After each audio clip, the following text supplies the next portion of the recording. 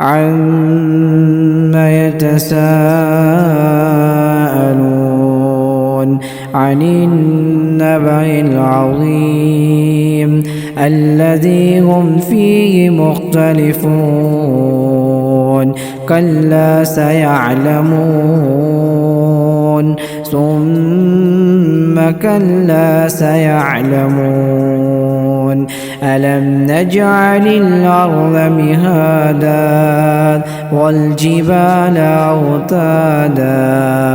وخلقناكم أزواجا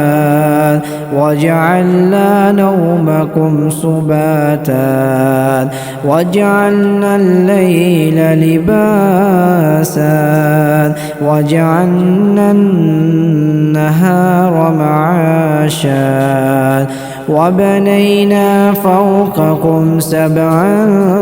شدادا وجعلنا سراجا وهاجا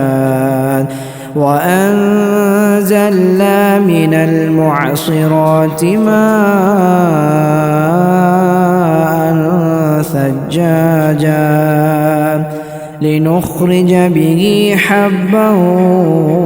ونباتا وجنات ألفافا إن يوم الفصل كان ميقاتا يوم ينفخ في الصور فتأتون أفواجا وفتحت السماء فكانت أبوابا وسيرت الجبال فكانت سرابا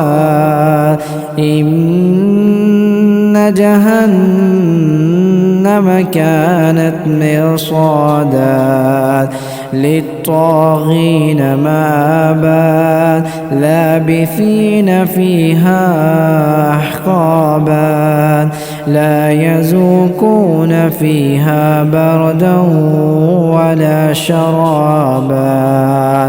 إلا حميما وغساقا جزاء وفاقا إنهم كانوا لا يرجون حسابا وكذبوا بآياتنا كذابا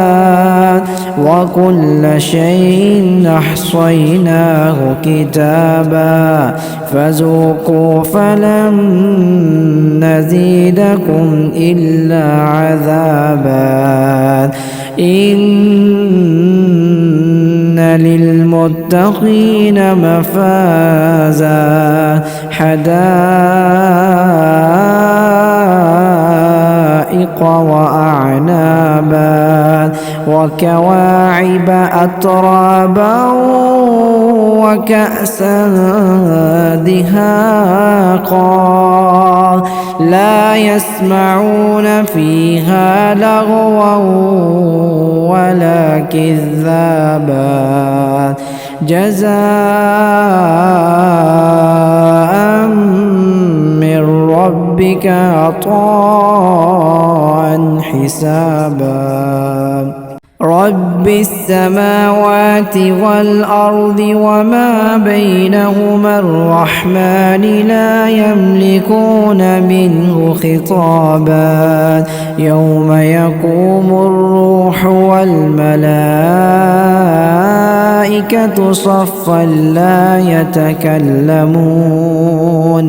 صفا لا يتكلمون إلا من أذن له الرحمن وقال صوابا ذلك اليوم الحق فمن شاء اتخذ إلى ربه مآبا إنا أنذرناكم عذابا قريبا يوم ينظر ينظر المرء ما قدمت يداه ويقول الكافر يا ليتني كنت ترابا.